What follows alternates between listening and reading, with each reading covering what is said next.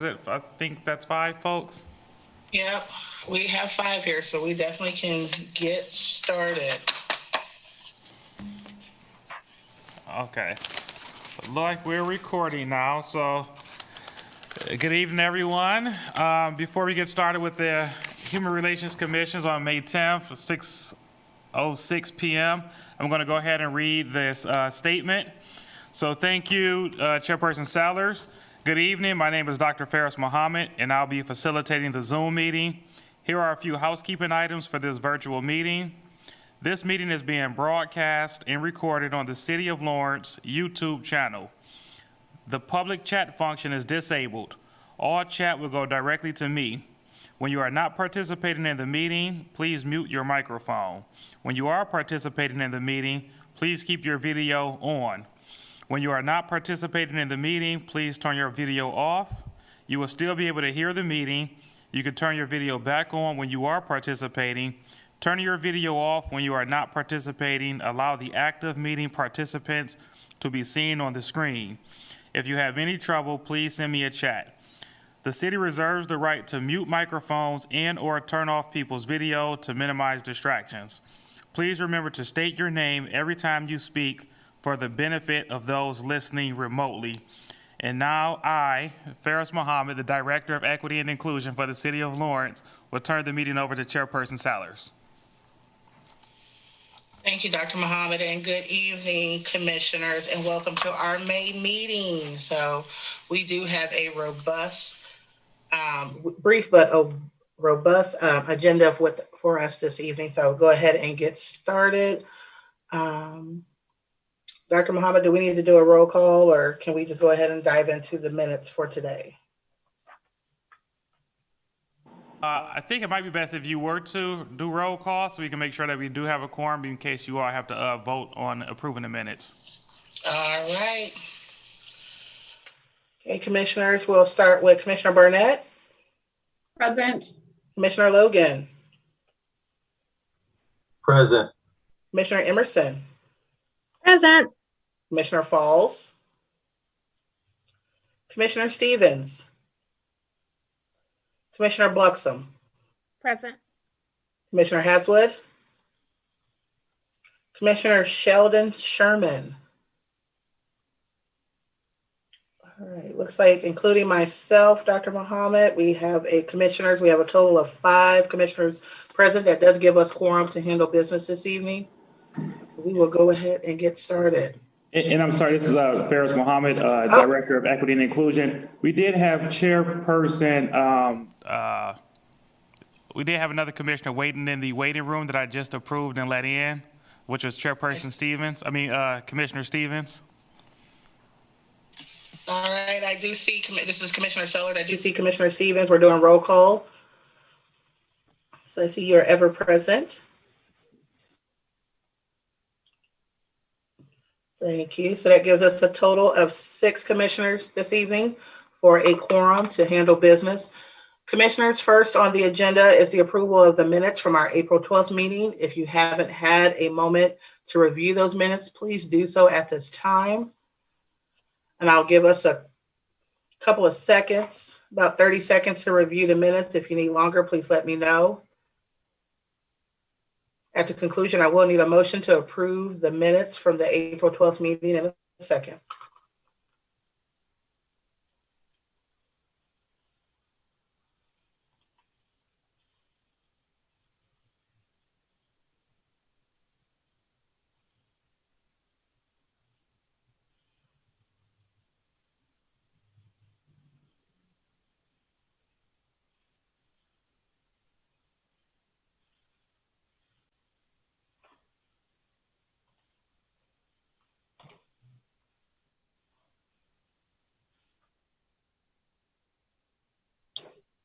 This is Commissioner Barnett. I move to approve the minutes of the April 11th meeting. Thank you, Commissioner Barnett. This is Commissioner Sellers. It's our April 12th meeting. I know you said April 11th, but it is April 12th. That's a friendly amendment. Can I get a second? This is Commissioner Emerson. I second. Thank you, Commissioner Emerson. It's been properly moved and second to approve our April 12th minutes. I'll do a roll call vote. Commissioner Barnett, Yes. Commissioner Logan, Yes. Commissioner Emerson, Yes. Commissioner Stevens, Yes. Commissioner Bloxsom, Yes. and this is Commissioner Sellers for aye. So that gives us a total of 6-0. Motion carries. Thank you, commissioners. Next on our agenda, under section B, number 1, receive case reports. We do have with us Ms. Elizabeth Hafoka. So Ms. Hafoka, you now have the floor. Thank you, Chair Sellers.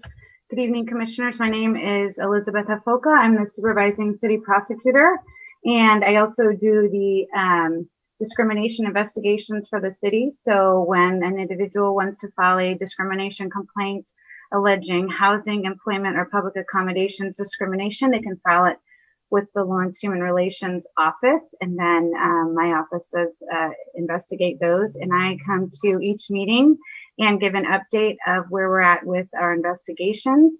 And I also provide information about each inquiry that my office receives that does not result in a formal complaint being filed, just to keep everyone informed about what's going on. So since our last meeting, currently we have one open investigation.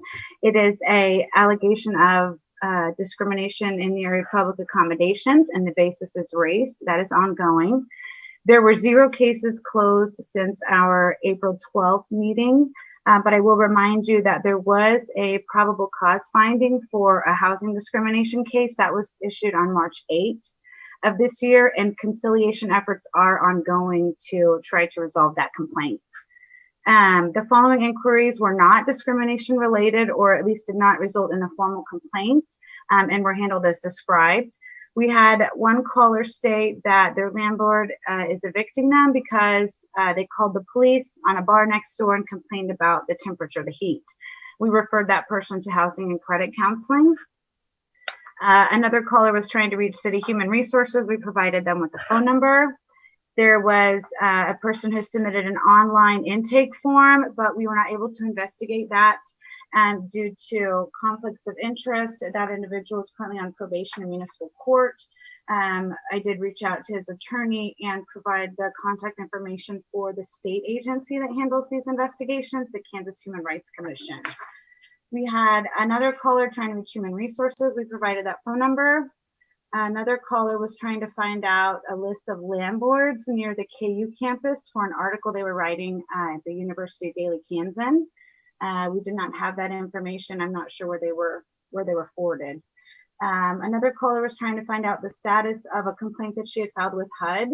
And we explained that we had to waive her case back to HUD probably about a year ago or so, because she had open cases in Lawrence Municipal Court, which presented a conflict of interest.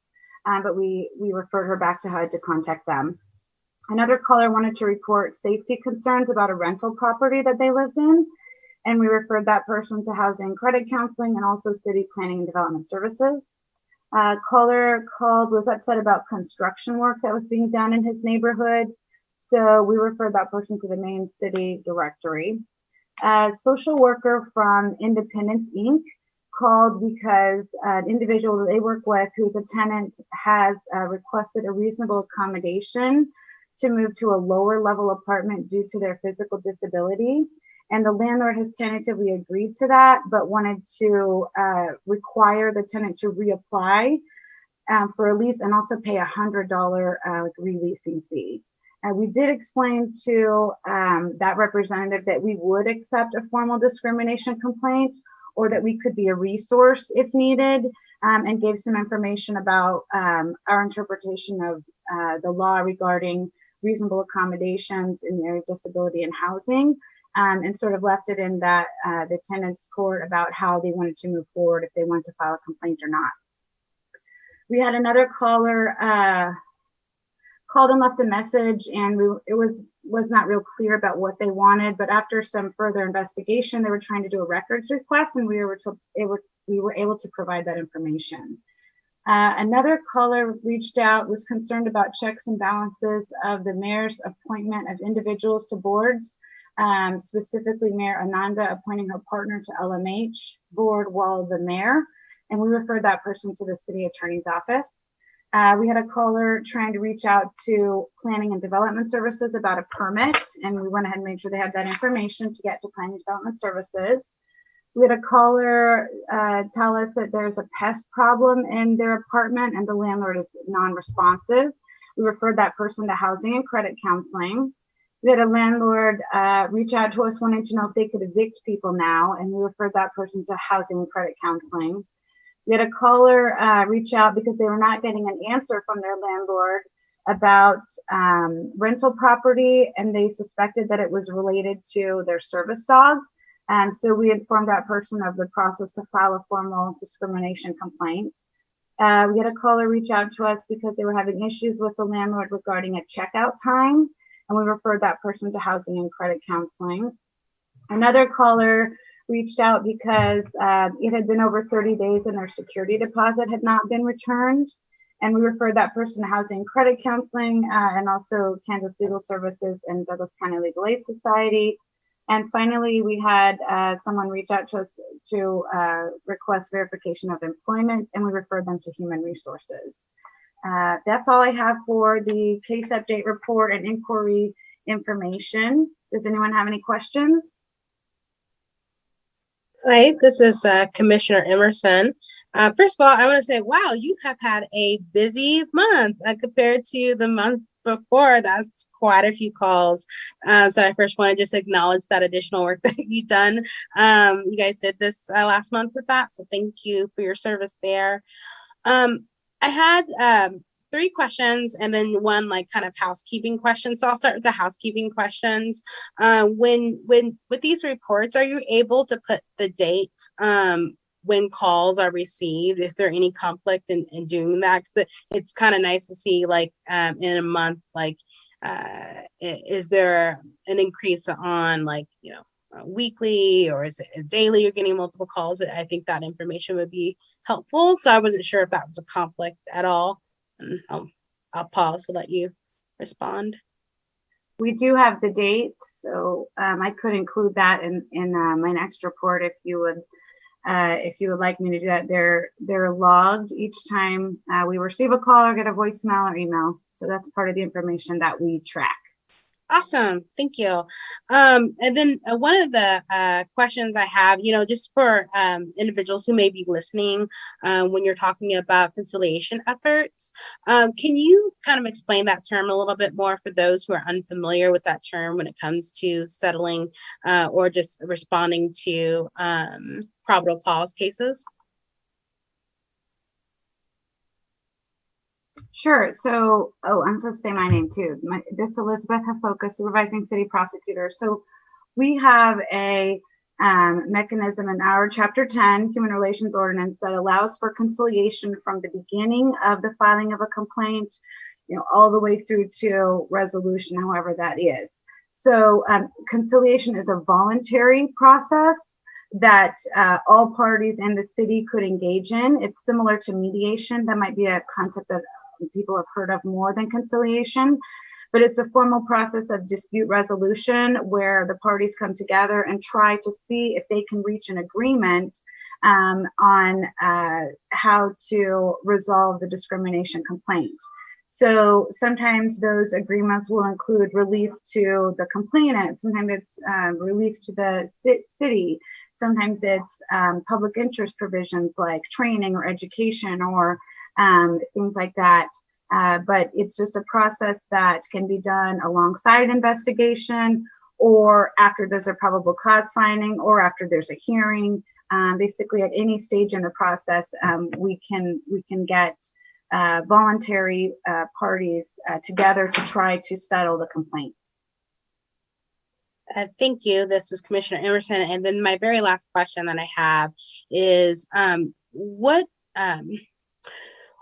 is the intended outcome when we're referring complaints that, or just calls that receive ends, because we have when there's conflict of interest, we refer over to HUD, refer back to HUD, or when there's a conflict of interest, we might refer over to HCTI.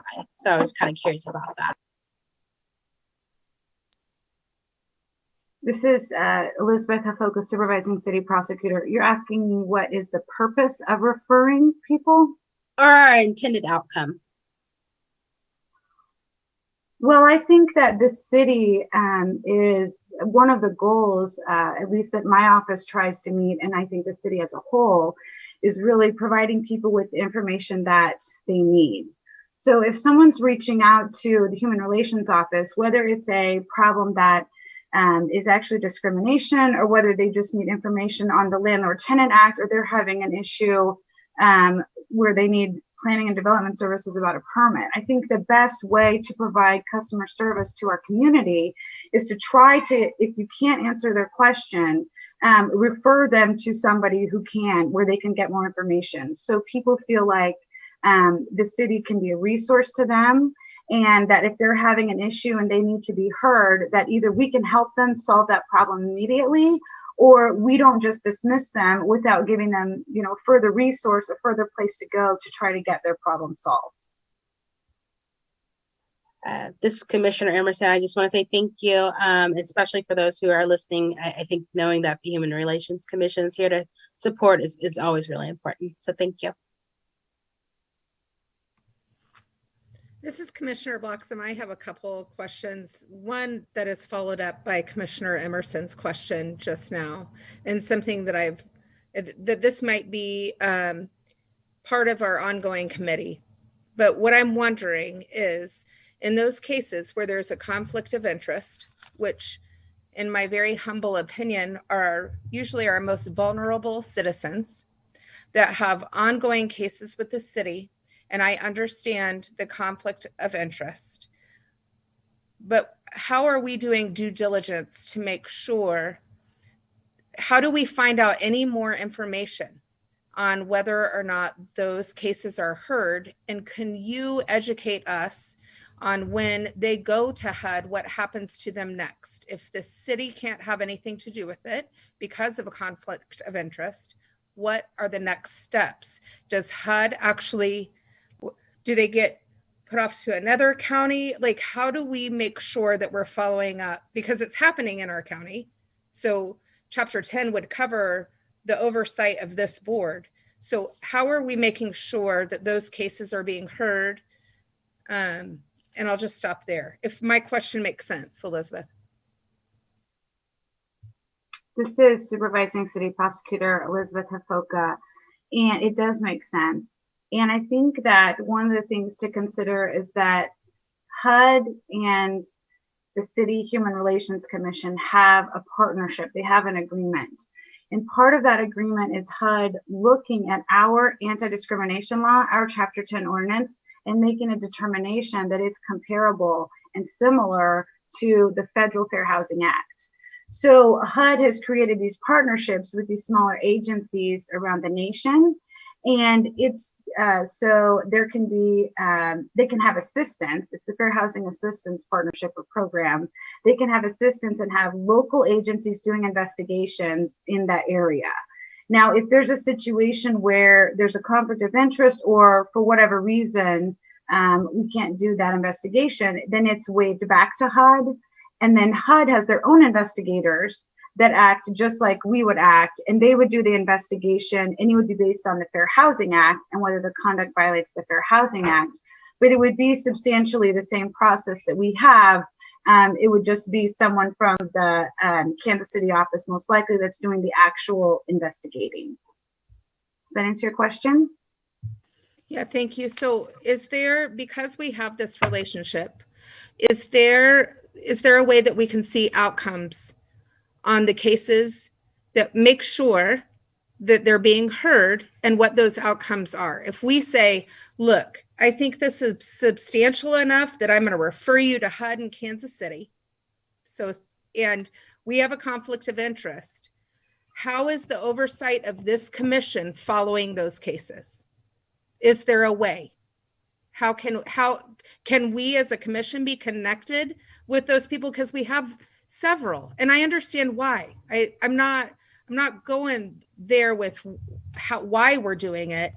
I want to find out how can we as a commission continue to oversee the process of these vulnerable citizens that are making a complaint that we can't answer. How can we make sure that those citizens that their complaints are being heard and followed through on?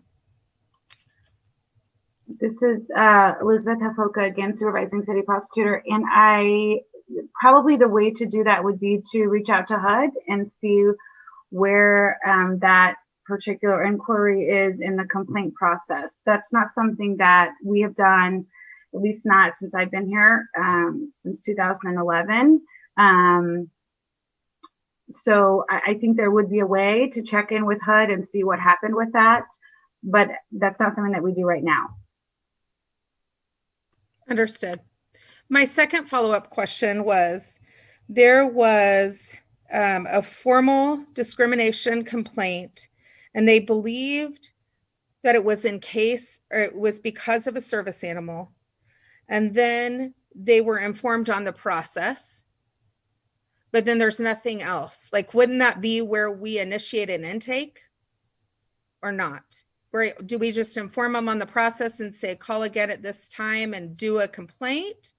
Or when we're calling, are we taking that complaint? Because it sounds like, just from the notes, that if they're assuming it's because of a service dog, why wasn't an intake completed right then? This is Elizabeth Hafoka again. I did not personally speak with that individual. That was the other investigator in our office. And from the information that was logged, what I can say, I believe from what the information either she provided or she got from that individual, they may not have been ready to file a complaint yet. They may have been wanting more information. I really don't know because I didn't have that conversation. But my guess is, as compared to, I spoke with a person from Independence, Inc. So we try to give people sort of a general overview of sort of what our ordinance covers, and explain to them, they can submit their complaint right now. We can set up a way to do that, more of a formal, like an in-person, or right now we're doing Zoom interviews. They could submit something online. So there could be a number of reasons why that was not filed immediately. And I don't know that information. But all I can say is that the complainant either was not ready to file that, or there was something that was not, something that the investigator did not believe was jurisdiction for that. Understood. Now, going back to the notes, I didn't know that this was combined with the Independence Inc. case. This says, caller not getting an answer from landlord about rental property. Suspects it's related to her service dog. So it appears to me that the caller was calling to make a discrimination complaint.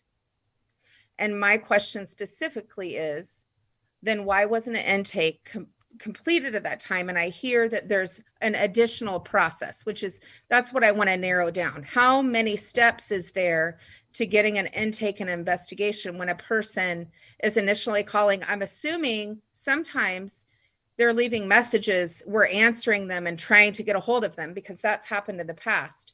But this specific one is, the caller is saying she's not getting an answer and she thinks it's related to the service dog. Are we on the same one? Is this the Independence Inc. case or no? No. Okay. No. So what I was talking about was, we will sometimes have people that call and either ask questions or make an inquiry, but for whatever reason, they're not ready to file a complaint, or they decide not to file a complaint. And we make sure that they understand the process and that we're there and what they can do to file a formal complaint. And what I meant was, I spoke with the individual from Independence Inc., so I'm a little bit more familiar with exactly all of the facts of that. I did not speak with this particular individual. But from what the notes say, she was informed of that process and of how to file a formal complaint. So we left that in the complainant's hands as to whether that person wanted to or did not want to. Now, that's not to say that she may reach out back to us, next week or next month. They do have a year, and that is also, explained to them as part of the process and part of their rights, as a person that, may have jurisdiction to file a complaint. So I don't have personal knowledge of that conversation, but that's the information that I can provide based on what's here and based on what I know are our practices. Thank you for that. As we go into breakout sessions eventually, we'll talk about that more later. I think it would benefit this body to know what that process is. So either someone leaves a message or calls you and you answer the call and you advise them of the complaint process. What is their next step? What I'm asking is, it can't all be done in that conversation if they decide that they want to. Okay, this is Elizabeth Hafoka again. Sometimes I can do, it really just depends on if I'm available or if I'm in court. If I'm available right then, I can say, okay, let's go ahead and have this intake interview right now. If they're interested in filing a complaint, and from what I'm hearing, I believe there's jurisdiction, then I can have that interview right now. And then I can prepare the complaint, and then I can start the formal process. If I'm not available or there's not an investigator available, then we're going to take this information, we're going to give it to an investigator, and that person's going to call you back and, and do the intake interview and the initial interview and talk about the complaint. The majority of the people who contact our office are not wanting to file a discrimination complaint. So that doesn't happen very often, but that would be the next step, is to get the complaint going, which we have to have a more comprehensive interview to do that, and then start the process of filing that. I understood. And I'm wondering in the future, especially in these situations when it just says informed of process, if perhaps there can be some more information, like informed of process and gave the caller contact information for you, or this is the date that we were going to call them back and we couldn't get them back. But informed of process really leaves it kind of ambiguous for this body to oversee and make sure that the citizens are being heard when they're actually connecting with a live person, if that makes sense. But I thank you for your time and explanation. It means a lot. I appreciate it. Thank you. This is Elizabeth Hafoka again, and that does make sense, Commissioner Bloxsom. And what I'll do is I'll go back tomorrow and speak with the other 3 people that work in my office and just talk to them about this conversation that we had, and just ask them to make sure to put enough detail in these logs so that when I'm giving my case reports and when you're listening to it each month, that you're not left wondering, was this done right? Is this being done right? Because we want to be able to provide you with that information up front. Wonderful. Thank you so much. This is Commissioner Sellers. Thank you, Ms. Hafoka. And I think you touched on something real quick, Ms. Hafoka. When you go back to speak with the other individuals that work in the office, I'm assuming that you, and correct me if I'm wrong, when you are doing the intakes, is there a guide script to ensure that when whoever is doing the intake, they are capturing not just the standard information, but is there, as far as, is there a script, for lack of better words, that is used to ensure that information is captured equitably and, across the board, so that we're capturing the same information, at least standard information, across the board when calls come in? This is Elizabeth Hafoka again. So I'm the one that does the intake interviews. So if somebody calls and it's not able to be, referred somewhere because they, it's something that doesn't have anything to do with discrimination, then I get that information, I call them back. Or Ms. Summers, the other investigator in our office, she would be the one to do that, because we're both attorneys. We have a better, probably, well, I don't want to say that. Since we do the investigations, then we feel like we're well equipped to conduct the initial interviews. We know the information we need, but we don't have other people. We don't have other people doing our intakes. It's me or it's the other investigator. Now, when someone just calls and, they may talk to one of our legal assistants, if it's anything that sounds like it could be anything at all, then they're going to get that information, or they're going to get us immediately and get us on the phone. If we're not available, then they're not. But that's why we started these logs too, and I will review them and make sure that I have an idea what's going on, so we're not, sending people to where they don't need to be if their issue is a discrimination complaint. But I don't have a script necessarily. I probably used a script when I first started because I hadn't done as many, and I was still learning how to do it. So back in 2011, 2012, I really had things written down, so that now it's, I know what jurisdictional elements I have to cover. I know what information I have to put into the HUD database. I know, it's kind of like when I'm conducting a direct examination of someone who's testifying on the stand, it's really open-ended questions. What happened? Who are the witnesses? Why do you believe it's this? What do you think is going on? So just it's an interview that really allows the complainant an opportunity to tell, their side of the story and give their version of events, and really listening for, okay, what details am I going to need, to follow up on for this investigation. But as far as a script, no, I think that would be limiting. And so I don't have necessarily a script.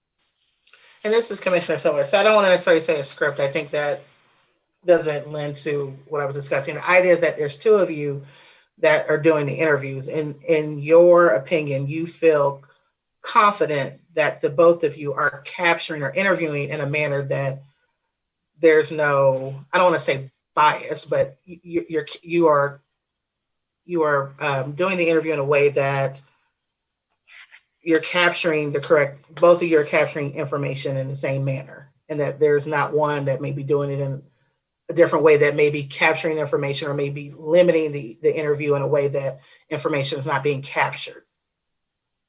I know I get what you're saying, you're comfortable as, attorneys, you've done this enough, you know what you know, but knowing that you're doing an interview and someone else is doing an interview, I just want to ensure that when these interviews are being done, someone's not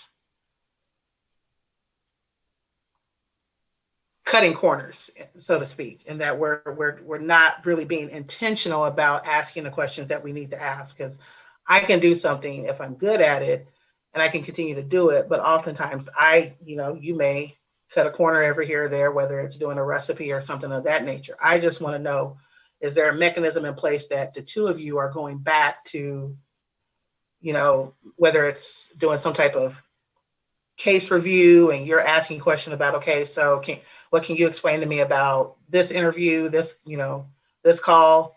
I just want to make sure that as our groups go through and we start to, when we break out into our groups and we look at what that function could potentially look like, whichever subgroup does that work, are the individuals who are in charge of doing this work, do you feel confident that you both are handling your interviews in a way that they're equitable, regardless of whoever person calls in, if they talk to you or they talk to Ms. Summers? This is Elizabeth Hafoka again. So I would say there might have been one or two interviews that I have not been available for, but I am there for almost all of the interviews. And one of the reasons why I think that's good to have two people, and Ms. Summers will sit in on mine too, is just to have a witness, another set of ears writing down what people are saying. And Ms. Summers and I, we work so closely together, being the only two prosecuting attorneys that handle the criminal cases for the city. We're staffing cases all the time. So our offices are right next door. In fact, we can hear each other, conversations we're having. We just work very closely together. And unless I've been sick or out or something like that, I always sit in on the interviews that she does, and she sits in on the interviews that I do. Now, like I said, if there's somebody who calls in with an initial, they're calling, we're picking up the phone, it may be that, they're not scheduled for a formal interview depending on where we are, but we're going to reach out to that person, get an idea of the information, And yes, I'm going to follow up with Ms. Summers and say, what happened with this conversation? You know, and did someone talk to this person? What happened? So, I mean, no, I don't think that there's any sort of cutting corners going on. I think that we do a good job of getting the information that we need and really talking to each other, making sure we're on the same page, making sure we're doing the right thing, making sure we're providing the service that we're supposed to be providing to the people who reach out to the Human Relations Office. Thank you, Ms. Hafoka. I appreciate that. This is Commissioner Barnett. Sorry, Beth. I have a couple questions. So what happens if there are conflicts that do not have to do with housing? Where do they go? So Elizabeth Hafoka, the public accommodations and employment cases would go to the state agency, the Kansas Human Rights Commission. And this is Commissioner Barnett. And then would there be a conflict if this commission was handling the investigations, or is there only a conflict because the city prosecutor is charged with handling the investigations of these complaints? This is Elizabeth Hafoka again. I think that each specific situation could present, a different set of a conflict of interest. You know, with anytime you're going to represent someone, there could be a conflict. You have to check the conflicts. And the same thing is when you're supposed to be, a neutral investigator. You want to make sure that there's no conflict or appearance of a conflict.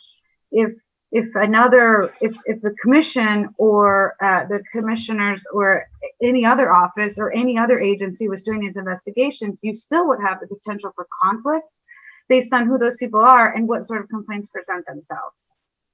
Does that make sense? Yes, that makes sense. And then what, you said that you're pretty good at doing this. You've been doing this for over a decade now. I appreciated our chair Sellers, her question about, being intentional about the questions that you ask. And I think I'm certainly trying to understand more about what this intake process looks like. And so when someone says that they are having a question, they have an issue with their checkout time, how do you follow that up? Do you say checkout time does not fall under Chapter 10, or, what does the questioning look like? Can you explain to me why you think your checkout time is related to discrimination of your race, disability, religion, class, whatever? Tell me a little bit about that. So this is Elizabeth Hafoka again. So I'm gonna ask questions like, what's going on? Tell me what's going on, why you called today. No, I'm not going to say, do you think it's based on this protected class or this protected class or this protected class? I'm gonna ask questions like, well, why do you think this is happening? Why do you think this is happening? Why do you think the landlord would say they were doing this? To try to get information. And then after I have some information, then I'm going to say, okay, well, this is what our office is here for. Okay. We accept complaints that allege discrimination in housing, employment, and public accommodations. And then I say, if you believe that you've been discriminated against in one of those areas, which whatever they're calling about, based on, and then I'll go through the protected classes, then that's something that I could possibly accept your complaint and do an investigation on. And usually at that point, the person's either like, oh, no, that's not what this is, or they're saying, okay. And then we talk a little bit more about it and try to find out some more information. So really, it's not necessarily something that I decide for them, but once I explain to them, well, this is what this is what we do, then a lot of times they'll give me the answer back and say, oh, no, it doesn't have anything to do with that. It's just, it's my landlord tenant issue or whatever. I wanted to check out at 6 o'clock and they won't let me, so we try to give them the opportunity to give us the information and not provide the information to them, because I think that's when you start limiting people. That's kind of our procedure and our practice. And I think it's good to kind of leave it open-ended and let them understand what we're here for and see if they think that if they're in the right place. This is Commissioner Barnett. Thank you so much. And this is Commissioner Emerson. So as I'm just kind of looking at time, 6:45, I have two final questions is, where can we learn more information about this process? And as we are thinking about, the work before the commission, is there anything about this process that you would adjust or change from your professional perspective? This is Elizabeth Hafoka again. You're saying, where can we learn more about this process? Is that okay? Well, I think that chapter 10 is a good place to start because it sort of talks about going through the procedure from the filing of the complaint all the way through to the resolution. So that would give us sort of some basic information about time limitations, rules, what the purpose is, sort of the steps of the investigation. Certainly, I'm always willing to provide information that I have. And is there anything about this that I would change? I would say that looking at changes, that should be a discussion with a lot of the stakeholders and the parties that are working together to try to provide this resource and wouldn't just come from me.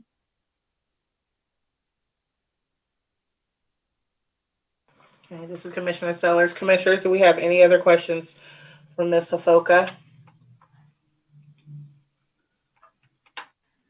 All right, hearing none, Ms. Hafoka, we appreciate you again for bringing the report to us. And what I'm hoping is what will be a teaser to our discussion later on in the meeting. I think Commissioner Emerson alluded to some pieces that I hope will be part of some of the future work that our subcommittees will do. So more to come. So again, thank you for entertaining us this evening with the report and with our questions as our commission continues to evolve and learn more about our involvement with the Human Relations Commission and the work of civil rights here in the city. So thank you. Under agenda item B, number 2, we have Human Relations Commission budget summary and update for 2021-22. So I'm going to turn everyone's attention either to Dr. Muhammad or Casey. Thank you, Chair Sellers. It's Casey Toomey. I'm an assistant city manager here with the city, and I'll be providing this update. So I'm going to attempt to share my screen. And I'm on my Surface at home, so hopefully it works the same as when I'm on my computer at work.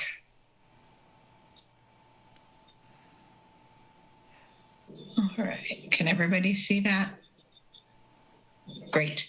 So a question was raised, I think, by Commissioner Emerson about the budget at a previous meeting. And so I wanted to just bring you a little bit of information. I did visit with Tony Wheeler, who's the director of the Human Relations Division, and we kind of put some notes together. So I'm just going to walk you through real quick. There's a number of different funding sources. The ones we're going to talk about here tonight are the HUD grant.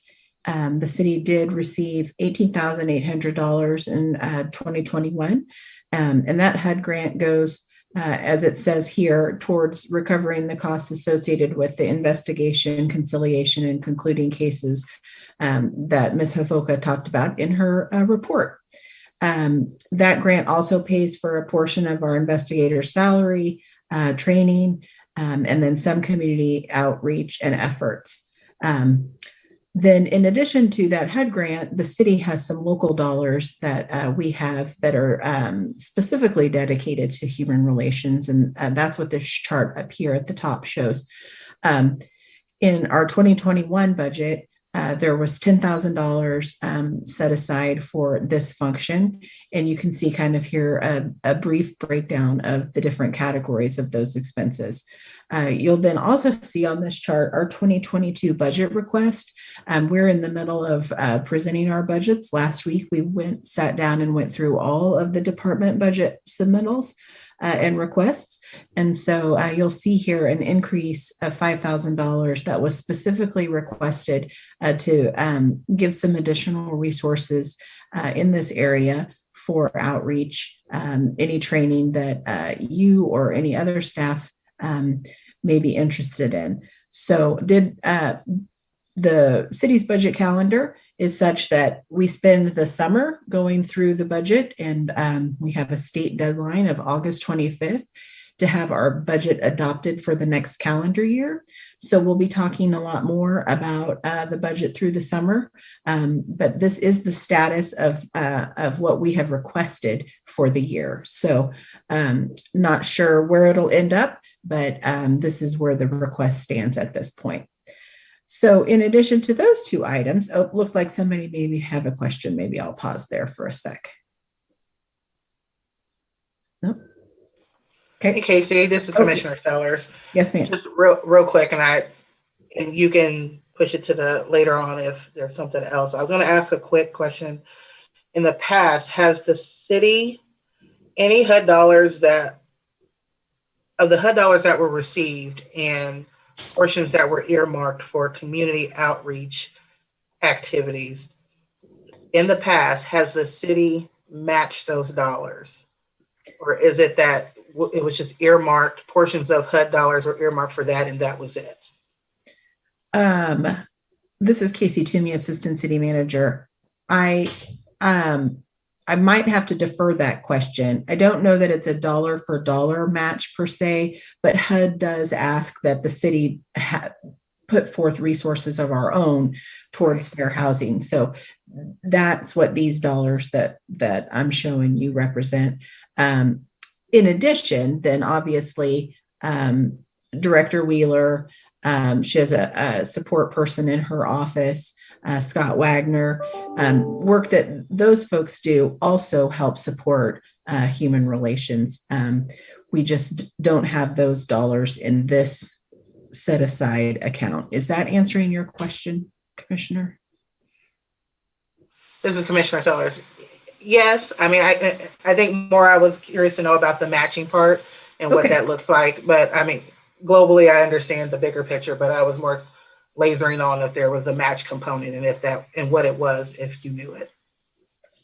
This is Casey Toomey, Assistant City Manager. I don't know that off the top of my head, and I will get an answer for you all though from Tony. Unless, I don't know if Elizabeth knows that off the top of her head. I can't see her on my screen anymore. This is Commissioner Stevens. Yeah, I'm sorry to interrupt. Can I ask her a question? Sure. I was just wondering how the 2021 budget compares to the 2020 budget, like whether we received more or less. As far as the city dollars or the HUD dollars? This is Commissioner Stevens. Yep, that's a good question. The HUD dollars, and I guess I would like to know both, if that. This is Casey Toomey, Assistant City Manager. I should have pulled those 2020 numbers. So I don't have those here in front of me to be able to make that comparison. I do know that in 2020, in addition to the HUD grant and the local dollars that we've talked about, there was also here this last item, this last paragraph, an additional $4,500 that was to help provide, assist with the Festival of Cultures. So those dollars were also available in 2020. Those dollars are still available. Obviously, with the pandemic, the Festival of Cultures wasn't able to happen. And so staff did notify HUD, and HUD's given us an opportunity to find other ways to use those dollars. So those are available still if as we hopefully are recovering and maybe able to start having events again, if the Festival of Cultures is something that you all would be interested in picking back up, that's an option. Or if there are other activities related to outreach that might be similar that the commission would be interested in. It says here that Dr. Muhammad and I know Director Wheeler can get together with HUD and make sure that those grant funds would be appropriate to cover that project. So sorry, Commissioner Stevens, I'm not directly answering your question, but I will definitely, I can get those numbers and provide those in a follow-up to you all. This is Commissioner Stevens. Thank you. Now, I was just curious. Thank you. Thank you. Hi, this is Commissioner Emerson. Casey, I had some questions here just before we continue going. One of the question is, does this budget include additional appropriations that might be coming, that were said to be coming down from HUD on the federal level, or are we still waiting for those appropriations to be shifted out to the states and of course the cities? Casey Toomey, Assistant City Manager. So speaking specifically about recovery funds, if I'm understanding your question, obviously, no, those are not reflected in here. We are, I just had a meeting with our finance director today about getting all of the hoops that he had to jump through to get our banking ready to receive the federal dollars. So hopefully they'll show up here soon, but we are still kind of going through. He had a 150-page guide to go through that he got just today to look at all the different ways that we can use those funds. So those are conversations that we're having. The good news is for most of those dollars, they have a little bit longer of a time frame. So we have a 3-year window, I think, to spend those dollars, which is different than some of our COVID response dollars that we've seen so far. So hopefully, again, I'm getting at your question. If not, let me know. This is Commissioner Emerson. Yes, that you definitely got at the question, and just thinking about planning, and then being able to, when it comes to one, when would it be best to look at having another budget update, and then two, when we're thinking about planning and what as commissioners we could do to support the work. I think about those guidelines on the allocations and how we spend those funds. So if possible, I was hoping that maybe you can drop a link or I don't know how, or just provide a reference of where we might be able to. I mean, who has time to read a 150-page document? But it's there and it's public information. And so if we want to read it to learn more information, I always think it's good to have more information than not have enough. Thank you. This is Casey Toomey, Assistant City Manager. That kind of wraps up the end. And Commissioner Emerson, yes, I'll see if I can find some maybe executive summaries that I could share with you all. I will say that I think the city as a whole is still trying to figure out how we're going to account for those grant dollars in our budget, kind of for the city as a whole. Not necessarily that we'll know how to allocate every single dollar, but at least maybe identify some different pots or different programs that we know are out there.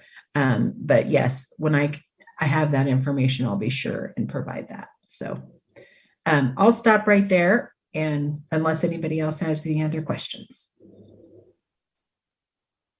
This is Commissioner Sellers. Thank you again, Casey, for that overview of the budget. And looks like we got a couple of action items for you to share with the commissioners.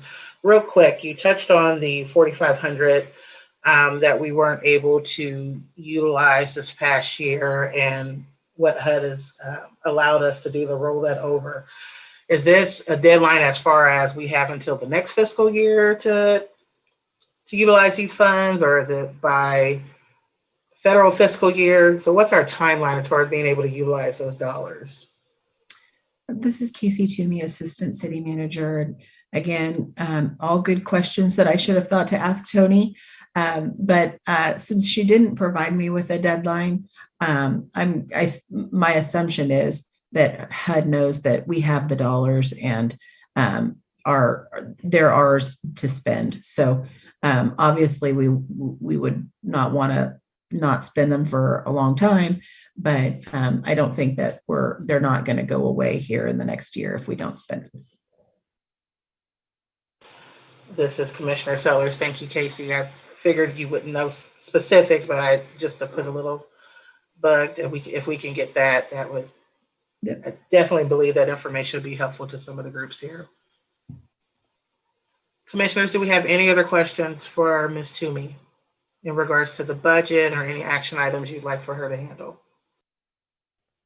This is Commissioner Emerson, and I just think the only question that remains is, when would be a good time to, hear about budget updates again? Would it be in a couple of months, 3 months? And because I just think that, since there are things working, and we don't know when those things will be confirmed, kind of having a pulse on it is a good idea. This is Casey Toomey, Assistant City Manager. I might suggest that we make kind of a budget update a part of maybe your agenda going forward as you talk with your subcommittees and that work. If you're going to, I don't know if the plan is to still meet every month or go back to quarterly or what, but I think between myself and Dr. Muhammad, we could provide you with a little, just even if it's just a quick update at each meeting, kind of the city budget and kind of that bigger picture of any bigger news that we know about recovery funds. Would that be helpful? This is Commissioner Emerson. I was like, I have one commissioner. I personally think it would be very helpful. So.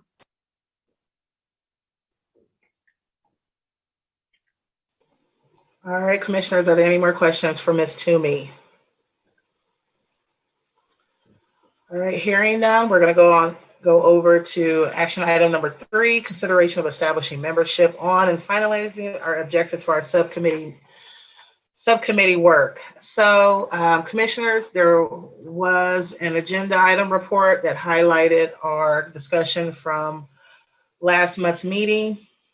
For those who need a quick recap, we discussed the proposed idea for breaking our commission down into 3 subgroups to spread work, or not work, at least work, into 3 concentrated areas in regards to reviewing Chapter 10 ordinance, looking at program development, as well as cross-cutting work.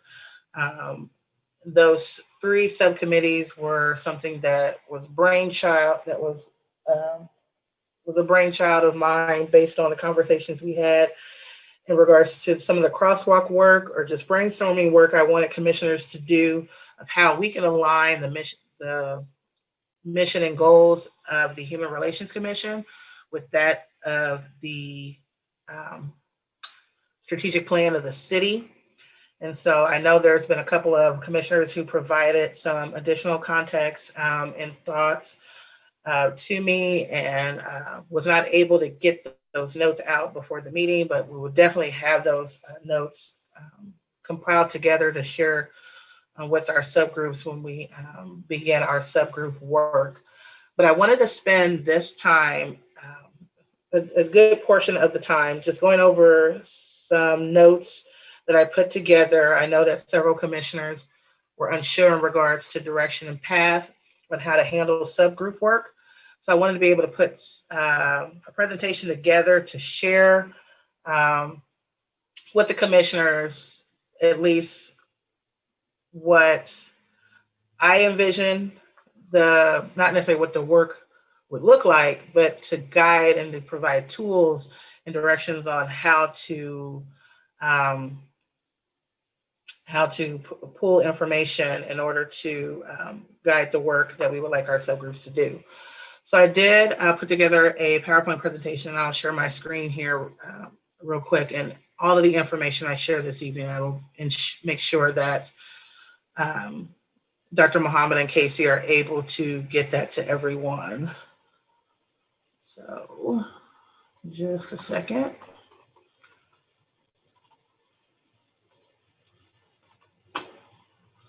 All right. Is everyone able to see the screen? I'll take a head nod or a thumbs up. Lovely. All right, everyone. So again, this is a short PowerPoint with a short agenda so that we have plenty of time for some fruitful and hearty discussion afterwards that will guide our next steps.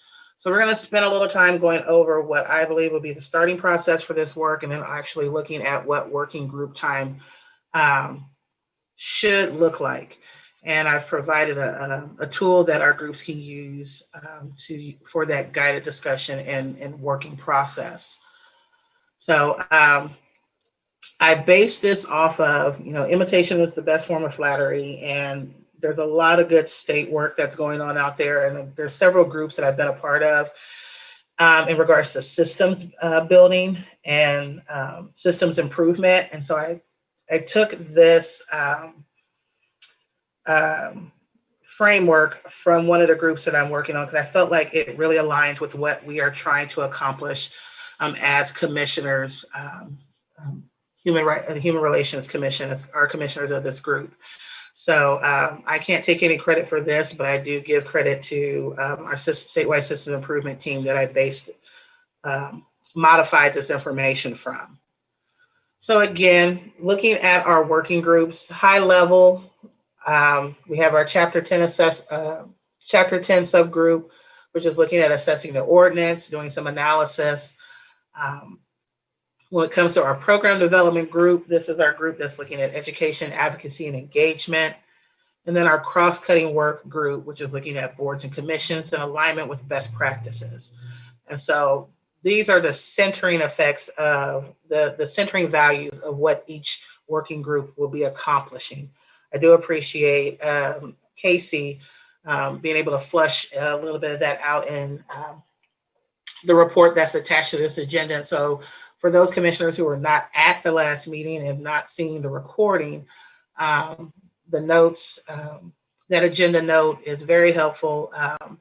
And so if you have any questions as we move through this presentation, save them and so that we can ensure that everyone is on some equitable field level here as far as knowledge of information and at least expectations moving forward.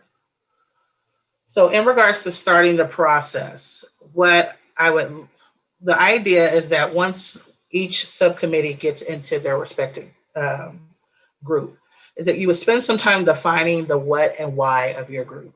So we've all received our descriptions of what we're going to go at, what we plan to go after, what we plan to accomplish, but I want the groups to spend some time going over the what and why. So in regards to, if we look at our Chapter 10 ordinance, what is it about the Chapter 10 ordinance that you want to do an analysis of, and why is that important? We've heard some of those questions bubble up this evening, and they've bubbled up in several meetings since I've joined the commission. And so this gives our subcommittee that intentional time to really sit and have those rich, robust conversations about what this work could look like.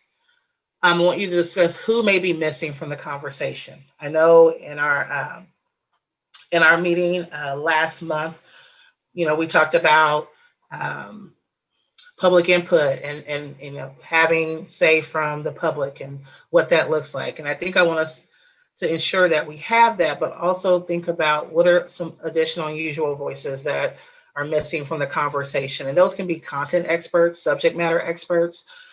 We've talked a little bit about HUD. We've talked a little bit about the Kansas Human Rights Commission. Are these individuals that could have the opportunity to do some subject matter learning just with you all as commissioners to help provide you with additional information and context to feel better equipped and knowledgeable as a commissioner of the Human Relations Commission to process through this work. So when I say the who, it's not always who should be a part of the decision making, but who should be a part of giving us as commissioners some additional content matter material. It could be Dr. Muhammad. It could be Casey. It could be Scott. It could be Ms. Hafoka. It could be Ms. Garcia. There are several individuals within the city who interact and connect with the work that align and connect with the work that we do as commissioners. This is your opportunity to have the audience of those individuals and ask them those difficult questions, or ask those insightful questions that you've wanted to ask, maybe didn't think you could ask. This gives you an audience and an opportunity to do that and be intentional and authentic about it. Identify related efforts and how to coordinate and share information. Again, this is just going through the talk process. Is there related efforts? This can be done as simple as, this is getting more into the work that you're doing in the group, crosswalk work. Great example of that. I've shared crosswalks. Ms. Hafoka did a wonderful job in our last meeting where she did a crosswalk of best practices of similar entities as ours and how they handle their conflict of interest. That is work that I would like to see our commissioners doing to ensure that we know what's out there. We can make those connections to the work we're doing and ask questions, clarifying questions if we need to better equip ourselves to do this work. This is your opportunity to find the tools, to sharpen your tools so that as things progress, as we are the commission, Civil Rights Commission of the city, we can act accordingly or be able to have the tools at hand to do that work. Determining what information is needed between meetings. So if there's things that we're missing out on, like again, having a conversation, what are you missing? Those are your opportunities in your subgroups to have those conversations and say, hey, like Commissioner Emerson said, it would be behoove us, since we're in the budget season of the city, that we have budget updates from the city commission. These are things that could bubble up during our commissioner meetings, but they'll more than likely also bubble up during our subcommittee meetings as well. The idea is that what this work, the tasks and expectations of this work should yield an outcome of that our groups are developing recommendations, one, to present to the city commission, and or recommendations for the best pathway forward for our Human Relations Commission as a whole. We've gone back and forth about different things since I've come on the commission in regards to processes, individuals, and understanding points of contact, interpretations of Chapter 10. It could be how we utilize funding for programs. It could be, let's say, it's a lot of things. Whatever the outcomes are, the goal is for us to start that subgroup work now and to hopefully have some type of ongoing process that we are being intentional and mindful of, that we are empowered to provide recommendations, not internally to ourselves as a commission to better do the work that we're supposed to do, as well as to the city commission in that whatever capacity that is. I've heard that from commissioners. I've seen it prior to joining the commission, Human Relations Commission. So I would like for us to start to take our words and put it into action, what it is that we would like to see. If it's making a recommendation on legislation to follow, what does that look like? What does that process look like for us? Let's see it. Let's make sure that we're doing it. Maybe there's a mechanism in place for us to sit down and review that. So the dates I have in here are August and EOY end of the year, is when they're not necessarily the deadlines that this work is done and we're over. It's just that preliminary deadline. The idea is that we should constantly, as a commission, be engaging our city commissioners with recommendations or things of that nature, if that is what we are things that we should be doing. And we should be emboldened and encouraged to do that. And then we should also be challenging ourselves in our practices as well. So the outcomes of this work, I'd like for us, this is more of us exploring ourselves, exploring our content knowledge, ensuring that we are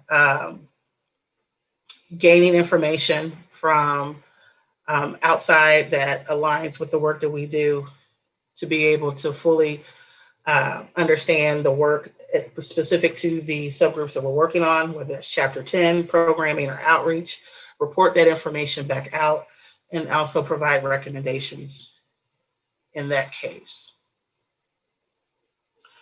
So again, working group expectations and tasks to attend the monthly meetings and actively participate in discussion. You know, many hands make for light work. We cannot do this work unless all commissioners are participating. I understand that things get busy. And I know that oftentimes, you know, we do pack a lot into our 2-hour meetings once a month. Before the Human Relations Commission met quarterly. So if we're meeting monthly, or if that's going to be what this group aspires to do, then it's really going to take us being active participants in discussion and in action items, and ensuring that the work is collectively is equitably being spread across each individual, each commissioner, and each subgroup. Evaluate progress on a quarterly basis to determine next steps, and then new groups develop as needed. So I'd like for there to be some type of mechanism so that we can do report outs and maybe have quarterly progress reports. I don't know. These are just things that I'm pointing out to the commission, and we can definitely discuss this. But then also opportunity for new groups developed as needed. And I wanted to put an asterisk by that. You know, when we decided to go to the 3 subgroups, there was a mechanism in place for us to dissolve previous subcommittee work. And so I don't want, I don't, because it's not about me. You know, the more groups that we have, that does spread commissioners across. But if we don't feel like the tasks that are at hand can be accomplished within the 3 subgroups that we have outlined, then there's I definitely feel like we need to have discussion about that and develop and talk about those groups as needed. So in regards to the developing ideas as we meet in our groups, we need to tie our ideas and gaps specifically to the strategic plan and any other reference documents. And that work rings true for each of the subgroups. In developing our recommendations, we want to make sure that we're addressing gaps and challenges that can broadly exist. So what are some things that, of course, you know, catching those low-hanging fruit, but let's also look at some gaps and challenges, being forward-thinking and innovative, and what are some things that can be up on the horizon that we can address now, and what information do we need? What information does your committee need to be more equipped to answer those questions and to possibly pose recommendations or opportunities? Again, what expertise do you have in your group? Take the temperature of your group and realize the strengths that are there. And then what information or other voices do you need to develop a recommendation? And we talked about that in the previous slides. Again, who's missing from the conversation? Do you need to have, you know, Dr. Muhammad sit down with your group? I would encourage that for every subgroup. So you can have that one-on-one time to get a better understanding of his role and his capacity. Having that conversation with Casey as an entity, another entity of the city manager's office. What are the individuals? What are the voices that you need to help you guide yourself and guide the teams, guide the process for your team? And so again, we want to be able to start each of our commission meetings with a progress update from the subcommittees. And that's if you're ready to make recommendations. If subcommittees are ready to make recommendations, and we would take those to the collective body and vote on those, or have discussion and vote on those as need be. But again, the expectation is that as we are meeting,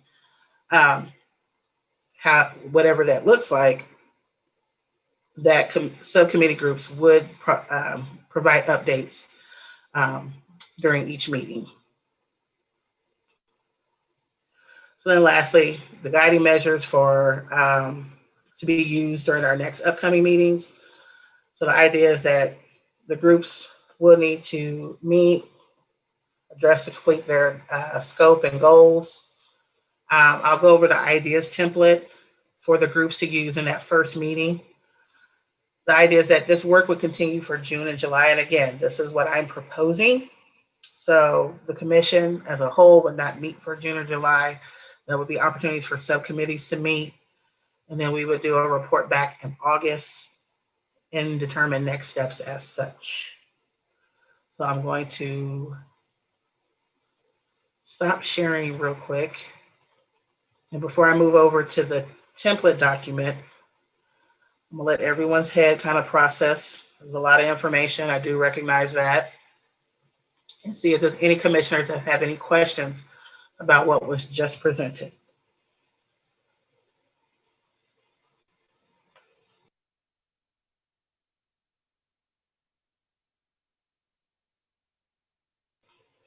I know silence can be golden, but I know we have questions. This is Commissioner Bloxsom. Commissioner Sellers, thank you. I can't thank you enough for the work that you've put into this to give us guidance to move forward. It was much needed and it's much appreciated. So I don't have a question, but I have a couple follow-up comments. I think that the subcommittees was an excellent idea. And my experience with subcommittees is they don't replace committee meetings. And so in addition to the work that we're doing, I think it's absolutely important just knowing what how my scope is, just understanding why this commission was developed and what it's moved from to what it's moved to. I would suggest, this is a suggestion, that we continue to receive reports monthly from the city prosecutor's office and the people that oversee the complaints that are given. I think that it has helped us develop this plan going forward in place and knowing where gaps are and how we're going to proceed in the future. So that would be a suggestion and a modification to the plan that you presented. The second thing I would like to say is that in the past, subcommittees had done work, again, not leaving this body behind, but perhaps making sure that it's talking about accountability to the public. I'm not even talking about accountability as adults and professionals, which we all are. But having a time that monthly, we're receiving those reports monthly, we are able to give updates of the commission's work that meets on a weekly basis, that those bodies start the job now. So they're giving us updates, right? Like the commission that's overseeing that crosswalk work that you're talking about that is so vital and important, that they have a thumb on the heartbeat of what's happening and what is expected of us. So all I would suggest is that we keep those meetings very brief, perhaps break out to our subcommittees in that meeting. For my purpose, personally, it's for scheduling. We're all very busy. So I would suggest we keep this time allotted to this commission, that we meet briefly to receive updates from each commission or like each subgroup, and do breakout sessions. And how long we need to last in those, then we can be adults in that. But then we're also receiving public updates, what's happening. We get a more pulse because in 2 months, lots of things can happen. We've all witnessed that. And I don't want us to be put in a situation that we're meeting in an emergency situation to answer things that are so big that without works that you've done, Commissioner Sellers, we'd be buried in. So I really appreciate you. I suggest that we consider continuing to meet monthly to receive reports from our prosecuting attorney, that we receive reports from each commission and allow the public to hold us accountable for the work they've charged us to do. And those are my only comments. And again, Commissioner Sellers, upstanding job. I can't appreciate you more. This is Commissioner Barnett. I do have a quick question. First, obviously, this is amazing. Refocusing our purpose is something that's been incredibly difficult to do, especially during the pandemic. And having these Zoom meetings, I think that our meetings were so fast and productive, even though they were quarterly before. And so, so thank you so much for doing this and laying it all out there. My question though is, are we able to meet in person if we are wearing our masks or whatever? I just I'm wondering because, again, my experience over the last several years, I think it's been 5 years that I've been on the commission. We seem to be, things seem to move along quickly, and we are able to accomplish tasks and take votes, and things just move faster. So if we're going to talk about meeting monthly, I would just ask, can we meet in person to make those meetings a little, not as long as they are now? And I think a lot of that does come from the kind of, I guess, bureaucracy of a Zoom meeting, all of the formalities. So can we meet in person? Is that something we can do yet? Casey, Dr. Muhammad? This is Casey Toomey, Assistant City Manager. We are working on our reopening plan right now. And so far, our challenge has been having a room large enough to have folks spread out. So even with masks being spread out, that can be on TV. So the room where Dr. Muhammad is sitting is the main room for that. And having you all in person, but still have the option for people to view it is still a challenge. So we have folks working on it. The audio is especially challenging too. When everyone's on Zoom, it's one thing. When you have half people on Zoom and half people in person, the audio doesn't work quite as well.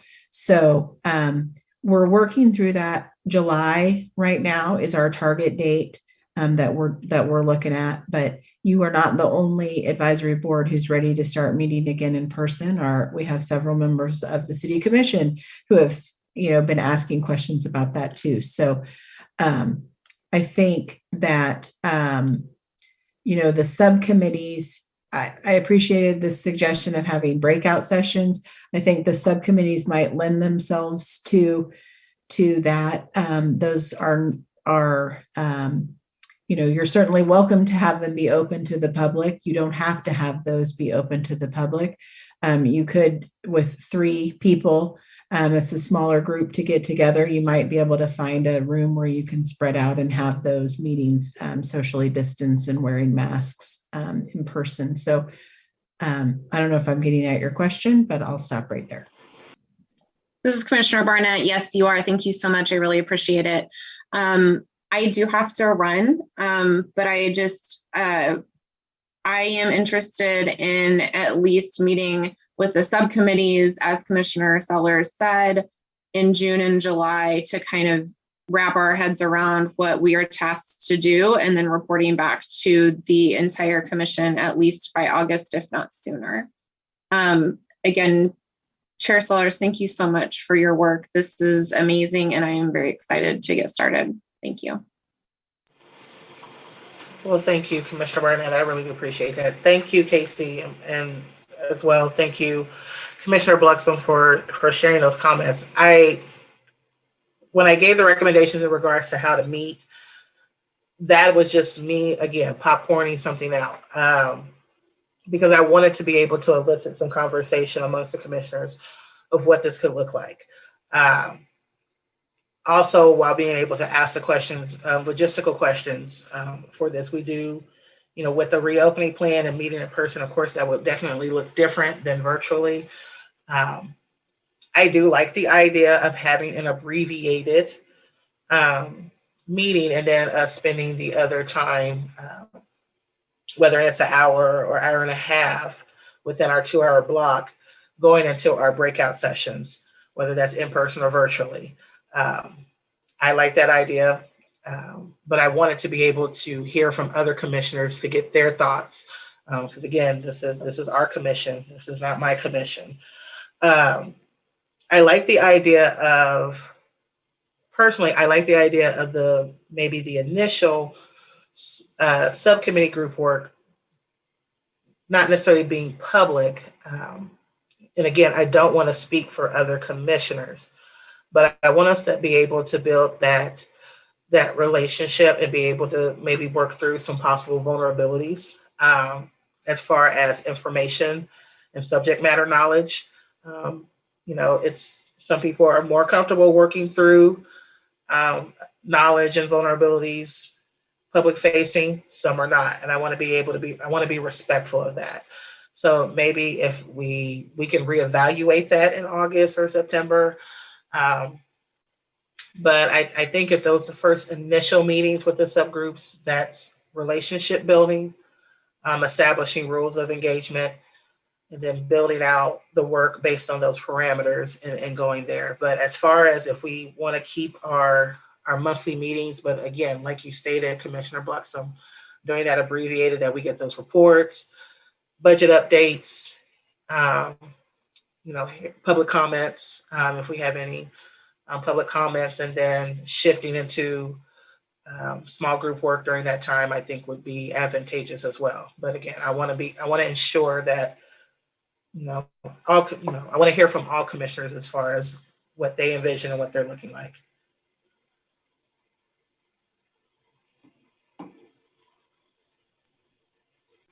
This is Commissioner Emerson, and I have moments and I'm like, wow, you blow me away, Chair Sellers. And I just think about how, first of all, how much time you must have put it into the presentation, and it just really kind of hit home to a lot of the things coming into the commission that I was like, oh man, I really feel like we should do some of this. So I really want to first say thank you, and just know that you're awesome. Just call it out. And for Commissioner Bloxsom, I wanted to say that your ideal is so brilliant, because I was sitting here and I was just like, okay, there's 3 people in a subcommittee, but what if I'm the only one that shows up to a meeting, and then I'm just like, it's just me, and then the work is not getting done. But one of the things I think about, well, we already have the standing meeting on our calendars, and so we're not having to spend time trying to recreate the wheel, trying to figure out where we're going to meet going into the summer. And we're able to, still get those regular regular reports, and be able to be more responsive to what's kind of going on in our community. I think it's really good. So I just wanted to note that, yes, I think that's great. And I like the abbreviated ideal and being able to kind of do some breakout rooms. And again, we just don't have to fuss with schedules because the schedules is already made. So that's what I have to say. Thank you. This is Commissioner Sellers. Thank you, Commissioner Emerson, for adding that. So are we, of the 5, 1, 2, 3, 4, I had to make sure there's 5 more. Not really 5 of us anymore. Now there's 5. So Casey, for guidance, I mean, these were just expectations and tasks. We don't necessarily need to vote on anything per se, or do we need to vote on there's not. I'm trying to process through this as I ask you with a side eye, do we need to vote on anything or not? This is Commissioner Emerson. I was like, we didn't hear from Commissioner Stevens. This is Commissioner Stevens. If I'm being honest, the way that my brain works, I'm just kind of overwhelmed by all this stuff, but I'm on board with what the commission wants to do. It's just a lot. It's a lot for my brain to take in, and starting things is really difficult for me to conceptualize until we're doing them. So I'm all for having direction. I'm all for doing things that actually impacts the city. and the people that live in it and require services from it, with equitable services. And so, yeah, Chair Sellers, like, you know, you're the one, and I appreciate you doing all this work, because there's no way I could have conceptualized this stuff. So I really appreciate you. Well, thank you, Commissioner Stevens. Like I said, imitation and duplication is the best form of flattery. And I think when you spend enough time on statewide projects and even local projects, you know, if we're supposed to be doing the work, integrate the work and doing the work seamlessly as a system, it kind of helps to use the same tools that we're using in those ecosystems. So I am just moving tools over from one ecosystem to another with the hopes of ensuring that we're all using similar language and kind of having some similar thought processes. So I completely understand feeling overwhelmed. There's days that I'm like that, dealing with state work. So I empathize. Real quick, I wanted to show the tool to everyone so that you can see it, at least see what I discussed us utilizing. So when we start our group work, and I'll leave it up to the groups, you know, when to start, and Dr. Muhammad and Casey, I would look to your guidance, and I'd like to hear from the commissioners as far as what that looks like, reaching out, and who wants to take the lead on that, because we will need to address that for each group. But I put the template here. It has each group. You're not doing the template for other subgroups that you're not a part of. So I will update this to reflect for each subgroup. But in that first meeting, I want you to be able to utilize this first document to help synthesize information and to see where everyone is at. And so just using this as a guide. So, you know, when you use the recipe and you follow the recipe, you know, you usually get chocolate chip cookies. You shouldn't have a chocolate chip cookie recipe and follow it and get peanut butter cookies. So as long as you follow the recipe, you should be good. So giving yourself time, giving a group time to go over these questions. What is the focus of this group and why? And how does the focus area impact other issues? So going through that and being able to have the discussion. And this is in particular to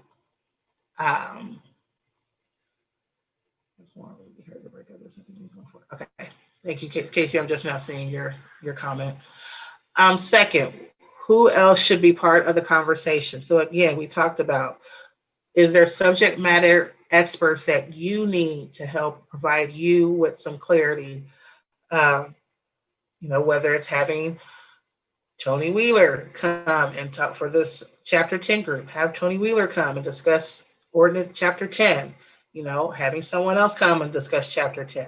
We talked about programs, maybe having a conversation with a neighboring communities, a commissioner from that Human Relations Commission to peek and see what they're doing with their programs, things of that nature. So who else should be part of the conversation? This could be as far as how do you capture information and synthesize it.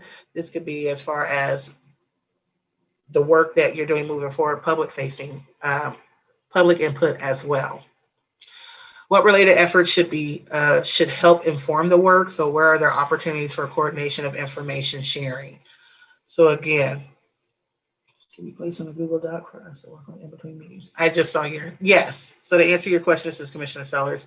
To answer your question, Commissioner Emerson, yes, you can do Google Doc. That would be a discussion to have with the subgroups if it is able to create a point of access for everyone. So I can share this, and then committees could create their own, you know, Google Doc to work through this. So I'm just sending it. This will be a template that you can share and you can build it out how you want to. utilizing these elements. What additional information is needed? So as you synthesize through this, as you process through this with other commissioners, are there things that weren't answered in the 3 previous questions? And those are things that you're charting and identifying, and then what other considerations are there? So the idea is to get everyone to have the committees create some document of what information that you're needing to process through. And once you've processed through that information, then the idea is to create your ideas and next steps. So as you process through all of that, and you've done your think tank, you've done a couple of meetings of group think, or maybe you spent that first meeting group think, the second meeting, you can start in this process, or maybe you need that second meeting to spend time to talk to different individuals. So the idea is that there are no time. I don't want to put deadlines for this work because I want the work to be done organically.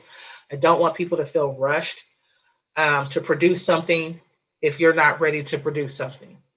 But I want to ensure that there is intentionality and that commissioners are finding value in the work and in the process. So once you've been able to go through synthesize your thoughts, have those conversations, this is where you can use this as an example to chart out your ideas. So ideas, place them, how do they connect to city government? How do they connect to the citizens of Lawrence? What is the best pathway for development?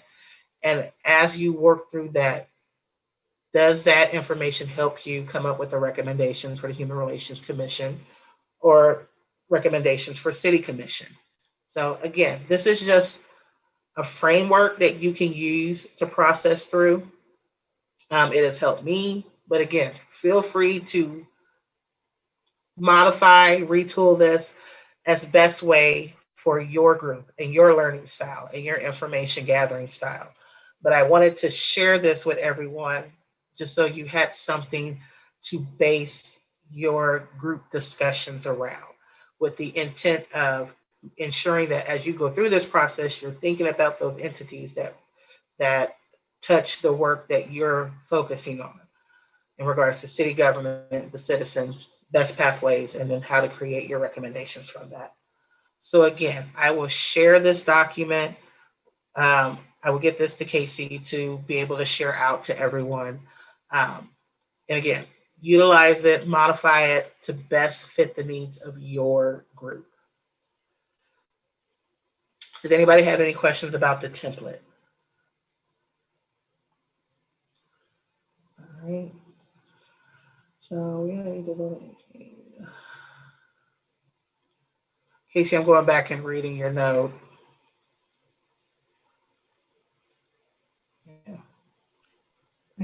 This is Casey Toomey, Assistant City Manager. I will confess I really meant that for Dr. Muhammad, but since I can't use Zoom, I will share that my concern was if we're struggling to maintain a quorum at this meeting, my concern was breaking up into subcommittees might pose a challenge. So, but I think, the idea of meeting in a group and then breaking out into breakout sessions. I think Commissioner Emerson said, if she's the only one that shows up for that subcommittee, then maybe you go to a different one for that day or something. Yeah.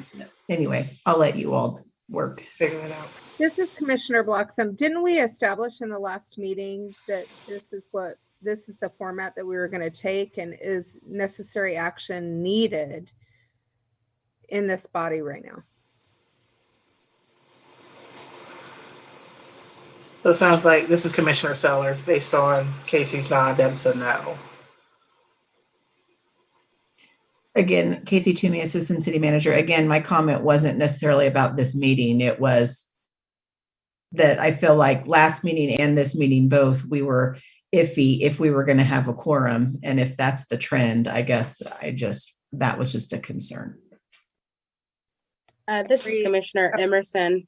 One of the things I was curious about is we always seem to have, more people at the beginning, but then as we kind of get later, people fall off. And so I'm kind of wondering if there's a an adjusted stop time that we would consider, or like a better time and where we would do votes. So I don't know.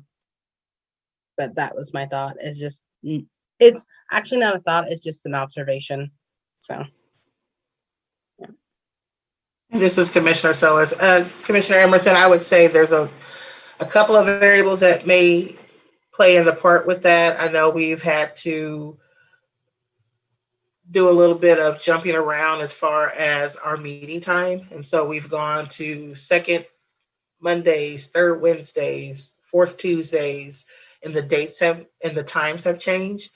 So we were normally meeting from 5:30 or 5:45, and we pushed it back to 6. So we're starting to encroach into maybe family time or personal time, and there's hard stops for individuals. And so, we understand our responsibility to the commission, but we also recognize that, families that have kids or people have other obligations, they have to drop off. Interesting enough, I didn't even notice. I kind of noticed, but I just realized that Commissioner Logan dropped off. So that's why I was doing finger math when I was like, wait, where did all our commissioners go?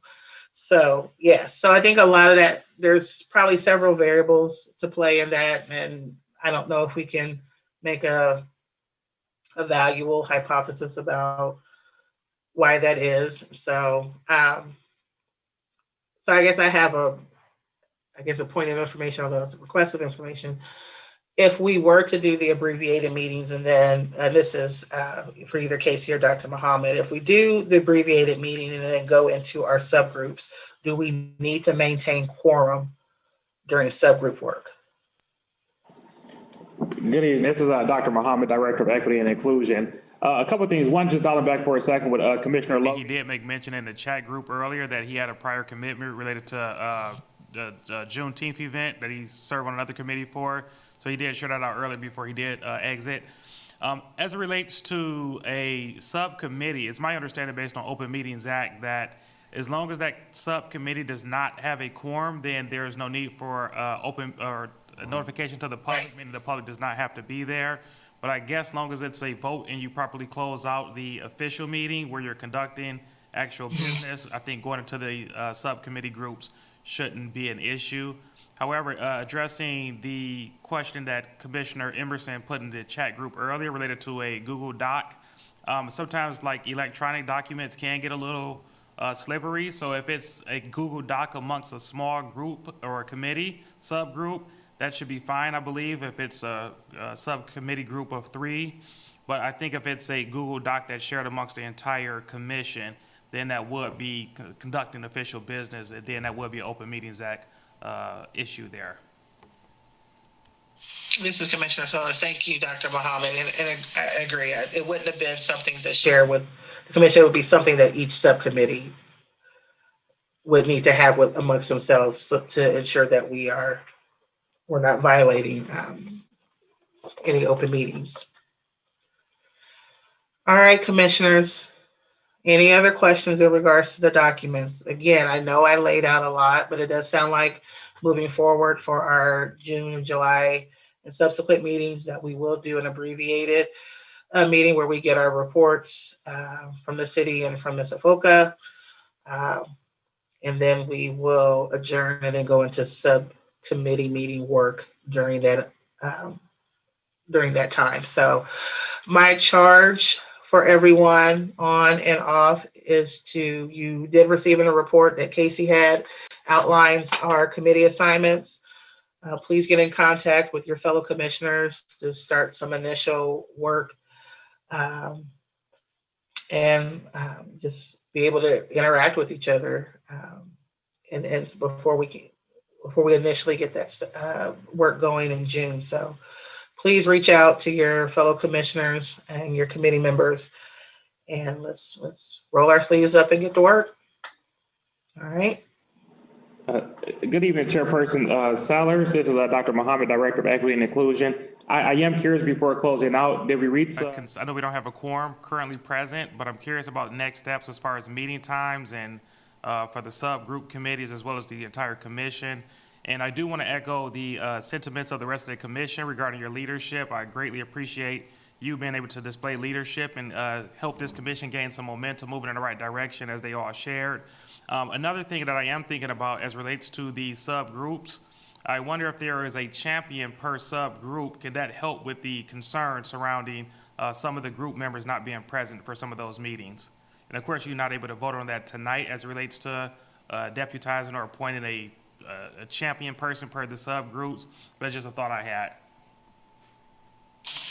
And this is Commissioner Sellers. Thank you, Dr. Muhammad, for that. So I guess what I'm hearing is we've agreed to the layout of the meeting, but do we need to, so we're going to continue to meet monthly and utilize the time that we have, but if we adjourn early, that would still be opportunity for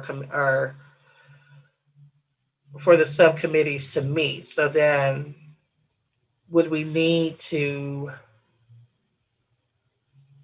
I guess the question is, are you thinking about as far as format, would it be subgroups that we adjourn from here and use subgroups within this format? Or do we need to do that work outside of the purview of utilizing the Zoom mechanism with the city? I guess I need some guidance for that. I have in my mind what I think we can do, but I may need some guidance on that. So, Dr. Muhammad, Director of Equity and Inclusion. I think there's a couple different ways you probably can go about approaching it. One way I've seen it work in the past is that when it comes to commission meetings, that the commissioners RSVP to confirm that they will be present at the meeting. That can give insight to the rest of the commissioners. So those who are part of a subgroup committee will know if the other people in that committee will be present. So if they'll be able to partake in that and be productive during that time.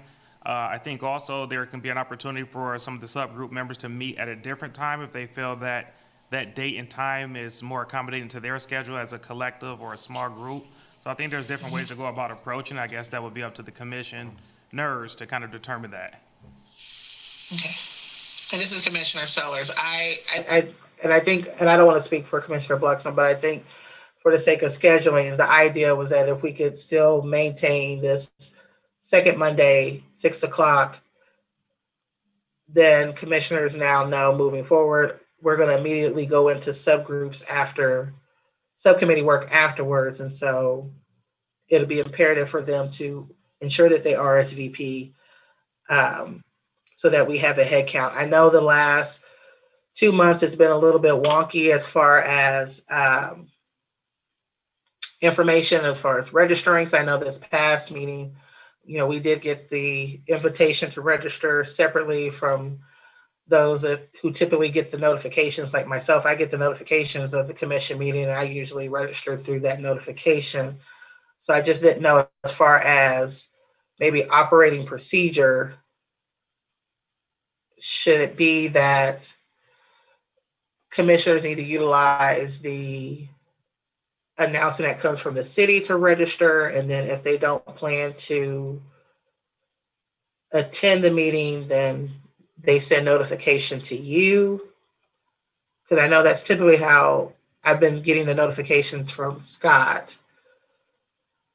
So then we're aware of who is going to attend, who will be at the meetings and whatnot. So I guess I'm talking through while I'm thinking and talking through this. And commissioners, please jump in about what this mechanism could potentially look like. So this is Commissioner Bloxsom. Thank you for all the dialogue on this. I think it's very important. I think it's the reason why I was pushing for the continuation of monthly meetings, not only from my experience, but just my experience on other commissions where subcommittees were formed.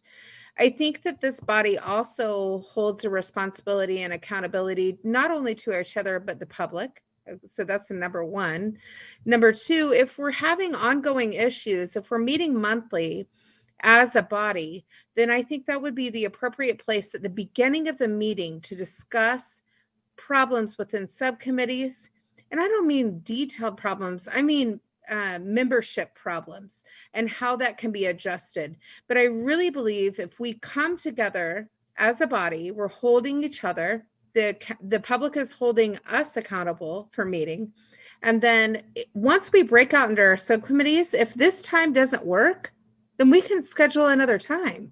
I mean, that gives us the freedom as professionals and as adults to do that. But I think we need to hold each other accountable, not feel like we individually within 3 people are calling or shot calling other people out, that we can really proceed with this body to say, look, this person is having membership problems, or we need to look at the subcommittee makeup, or whatever that, reschedule, whatever that may be, so that it's not just 1 or 2 people doing the great work. So I appreciate you, Dr. Muhammad, for bringing that up.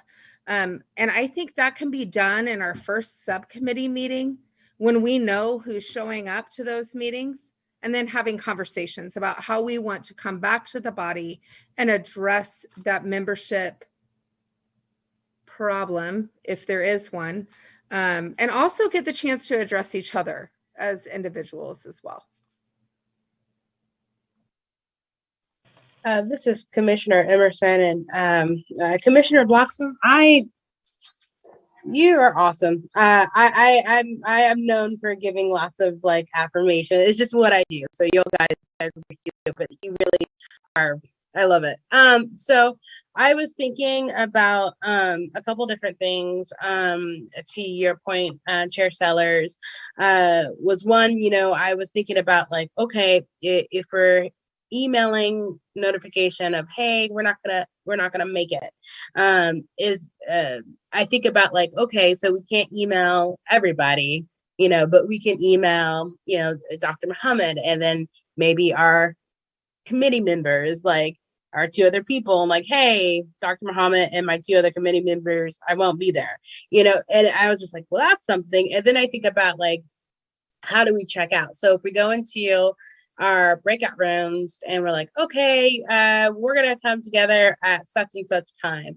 Like when we pop back out, like I wonder if we just like, because if we're all in our different committees, like how do we know that everyone's done to close out the meeting? And so I think about, being able to pop back in and say, hey, or just having that one person, that champion, or whatever you want to call it, being able to pop back in and say, we're done, or we reschedule to this time. So it's just kind of like, so we kind of know the different moving pieces. So that kind of gets to the mechanism question, and Chair Sellers. Thank you, Commissioner Sellers, and thank you, Commissioner Emerson. I know when we discussed before, I think there's 2 points here. One, I think if we do the abbreviated meeting and we close out, then the check back could just be that point of contact. To Dr. Muhammad's point, having that champion for each subcommittee to connect with each champion or subcommittee coordinator or chair, for lack of better words, not getting myself in any trouble here, could communicate with each other then to ensure that, to say, hey, we finish if you want to get that done. I don't want to speak to say that, if we get done, if we start at 6 and we get through our agenda at 6:45 and a group goes into subcommittee and the Chapter 10 subcommittee does 40 minutes worth of work and they're done. I'm not going to go back and penalize them or be punitive to say, you didn't stay for your full hour. I think if groups can get their work done and they're doing work outside of that, more power to them. But I think, one, to Dr. Muhammad's point, we do once and Commissioner Bloxsom's point, if we can get that first meeting, if our groups can identify who their point of contact, their chair is, or person in charge, or leader, champion, all the above, then we can share that information with Dr. Muhammad and Casey so that we're aware of that. So that there's a mechanism there to, as far as accountability is concerned. I guess with the meetings, if we're doing the RSVP, I guess my question is, one, and we kind of tap danced around this, and I know it's getting a little bit late.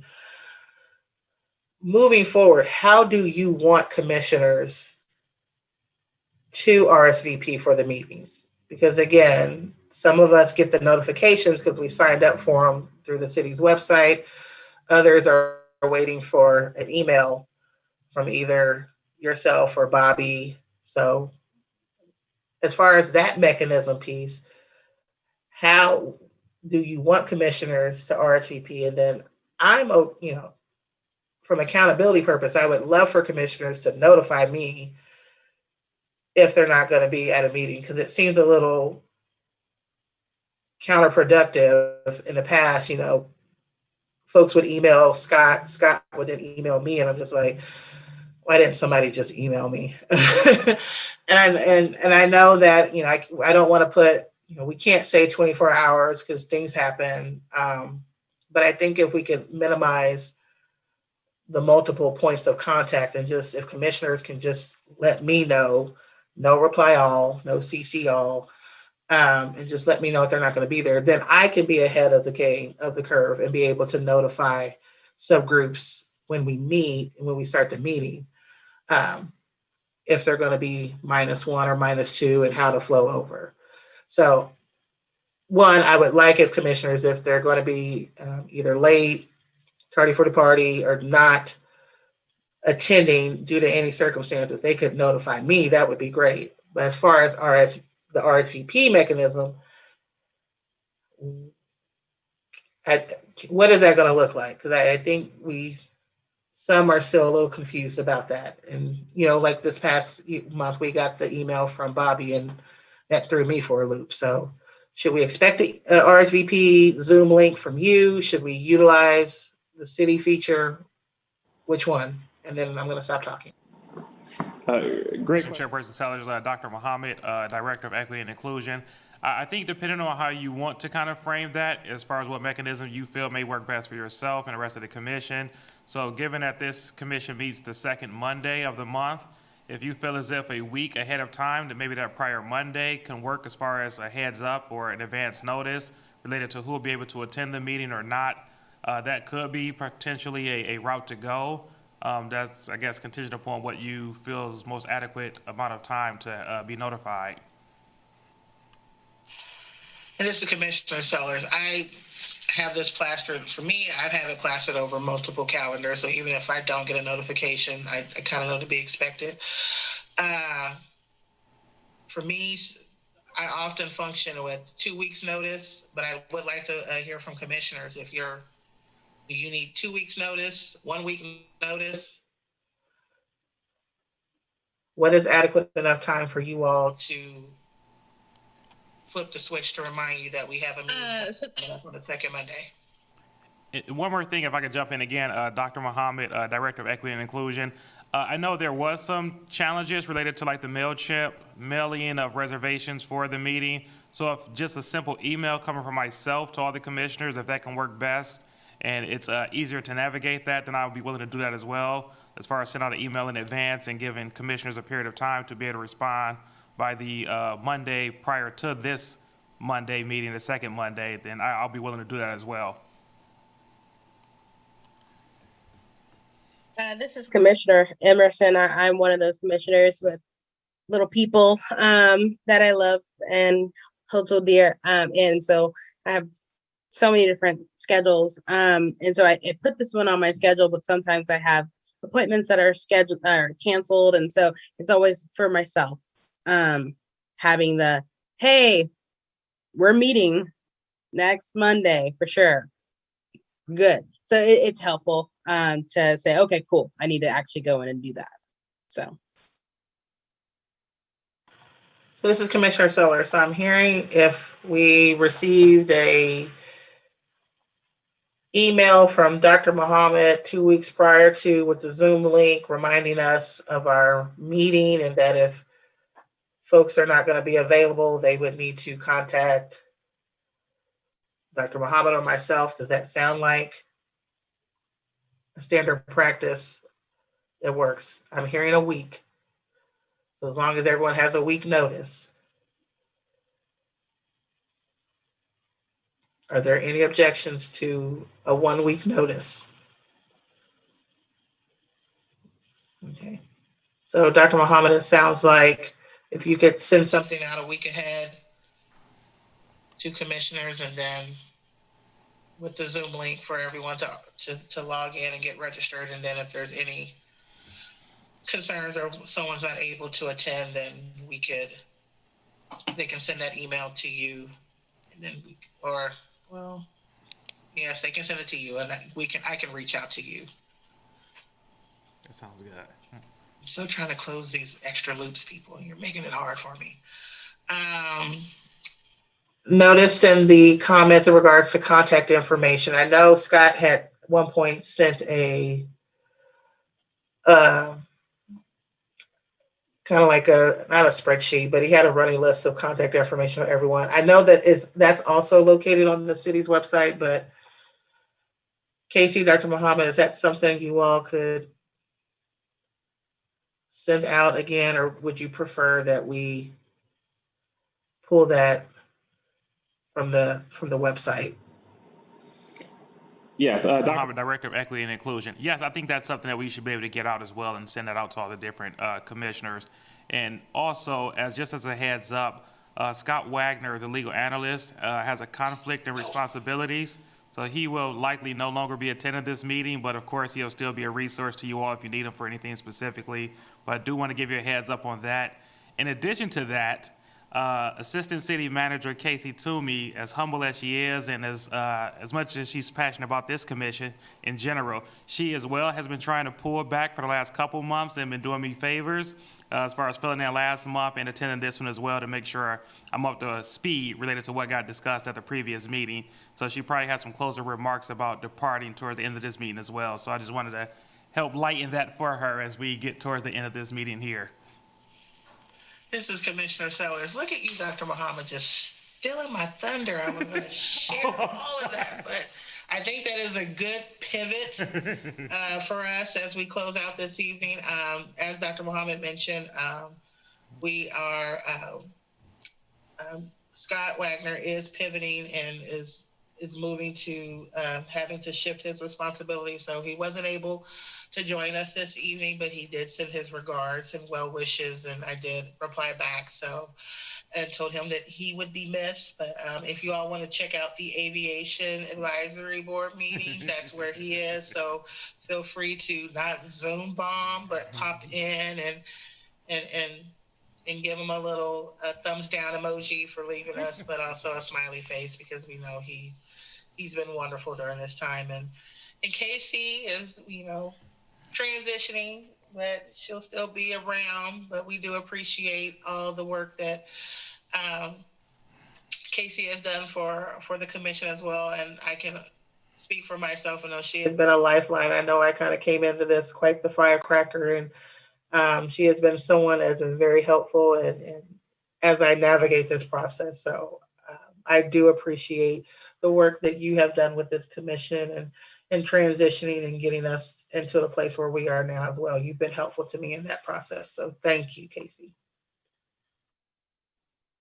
Thank you. This is Casey Toomey, Assistant City Manager. Thank you, Commissioner Sellers. I'm echo all of the comments that everyone said about you tonight. You are awesome, and you did put in a lot of work. And I know there's a lot of work yet to come, and I'm anxious to see that from afar. And I'm sure Farris will keep me posted. And if I want to attend, I know now to register in advance, and I will do it. So thank you all.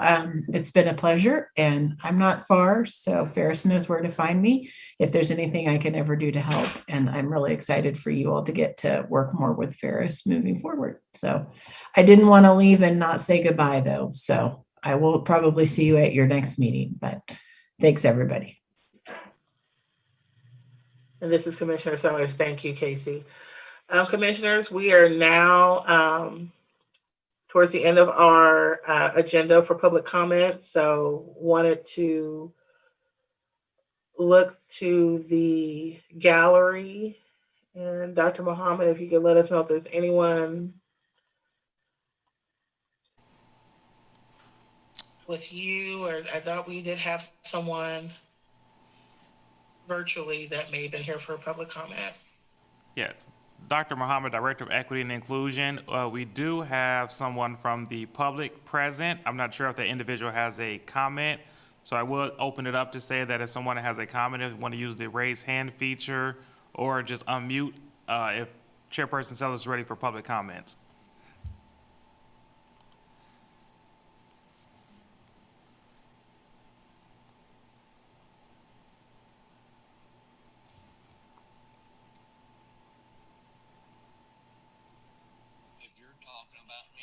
just listening in.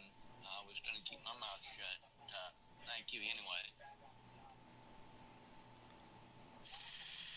Well, this is Commissioner Sellers. Thank you, Chad, for joining the commission, and hope that you enjoyed our spirited conversation. And if you have any questions in regards to the commission's work or for myself, please do not hesitate to reach out and let us know your thoughts or concerns. All right. Are there any other individuals available or who wish to provide any public comments?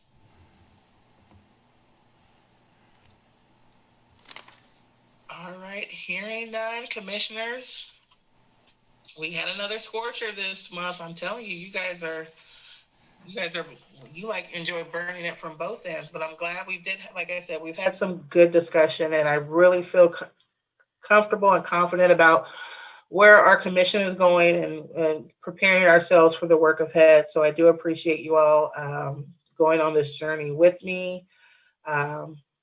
So we do need to roll our sleeves up. We do have our work ahead of us, but I hope that I've laid out, a process and that everyone can feel excited about and feel encouraged about, emboldened to do the work. I will leave a little bit of homework to you. I know it's been a while since I joined the commission, but one of the first things that I was tasked with was helping to develop our Black Lives Matter solidarity statement. And I know it's been a while and since we've seen that. So if you haven't seen it or you don't have it saved on your desktop or post it somewhere, or framed somewhere, go take a look at it on our city's website, dust it off. There's some good nuggets in there, and I really do speaks to the charge of what we are called to do as commissioners on this board. And so that kind of serves as a reminder, and I've been using that to guide what I've been able to present to you all each and every month. And there have been days where it's been a little bit challenging, it's been a little bit frustrating, but I've always gone back to this as a reference point to ensure that I maintain that call to action. So if you haven't had a moment, take a look at it as we move forward and we move through this work. It seems heavy, it seems overwhelming, it seems that it's going to make us a little bit vulnerable, but it's going to make us better in the long run. It's going to make our city better. So thank you again, everyone, this evening. Thank you, Dr. Muhammad. Thank you, Casey, Chad, and Ms. Hafoka. Thank you for a wonderful meeting, and I will adjourn us at 8:13 p.m. Have a good night, everyone. Bye.